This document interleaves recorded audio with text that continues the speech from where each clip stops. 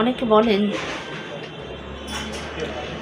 বলেন যে অনেক বছর যদি আমরা স্বামী স্ত্রী যদি আলাদা থাকি তাহলে তো এমনিতেই ডিভোর্স হয়ে যাবে বা আর ডিভোর্স নিতে হবে না, আমরা যে যার মতো বিয়ে করতে পারি।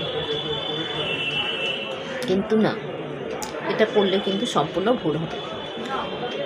আপনারা যদি বহু বছর আলাদা থাকেন, তারপরে হয়তো কেউ বিয়ে করে নিলেন, নিশ্চিন্তে থাকলেন যে এত বছর আলাদা আছি, বিয়ে করলে আর কোনো অসুবিধা হবে না। কিন্তু অসুবিধা কোথায় হবে?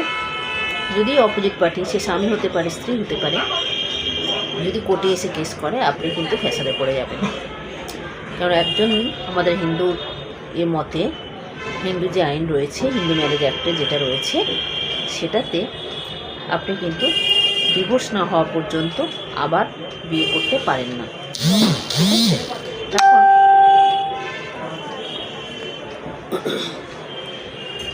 বিয়ে যদি আপনি অনেক বছর হয়ে যায়, তাহলে আপনি কোর্টে বা থানাতে একটা ডায়েরি করতে পারেন, বা কোর্টে গিয়ে তার বাড়িতে একটা লিগ্যাল নোটিশ পাঠাতে পারেন ফিরে আসার জন্য, যে আমার অসুবিধে হচ্ছে, আমি সংসারে ঠিকঠাক খাওয়া দাওয়া করতে পারছি না, বা বাচ্চা মানুষ করতে অসুবিধে হচ্ছে, আমার ভীষণ সমস্যা হচ্ছে, তুমি ফিরে এসো। সেটা স্ত্রী হতে পারে বা স্বামী হতে পারে।